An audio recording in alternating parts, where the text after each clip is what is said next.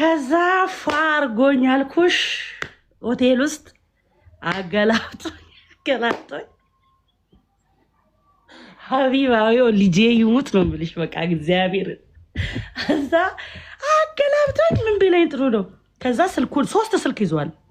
ማየትሙ 3 ስልክ ይዟል። አልትራ ይዟል። አንድ ሌሎች ሎኔ 2 ስልኮች ይዟል። እዛ አካውንትሽን ስጭኝ አለ። እዛ እሺ ብዬ አካውንቴን ስሰጠው ቴክስት ለሱ ደርሶታል። አቢባ ቴክስት ለሱ ደርሶታል። ለኔ አልደረሰኝም። ከዛ ካሽ የሚባለው ነውና እኛ እንደዚህ ነው የምንጠቀመው።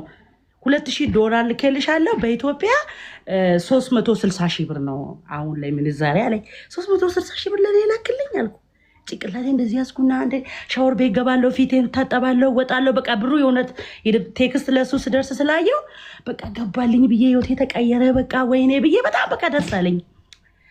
ከዛ እና አልገባም እኮ እስካሁን አልኩ። እንግዲህ አገላብጦኛል ብዬሻለሁ። እስካሁን እኮ አልገባም አልኩት።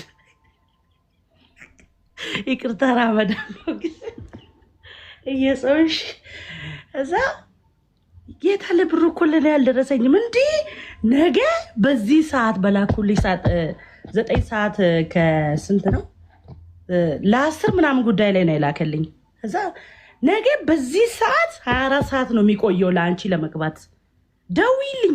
እኔ ያለው ከትንሽ ቀን በኋላ ነው ወደ ጀርመን የምመለሰው አለኝ።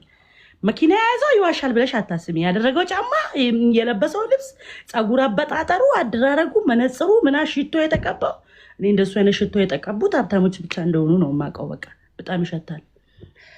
ከዛ እሺ ብዬ ጠበቅኩ። ሌሊቱ ሙሉ ሳልተኛ አደርኩ።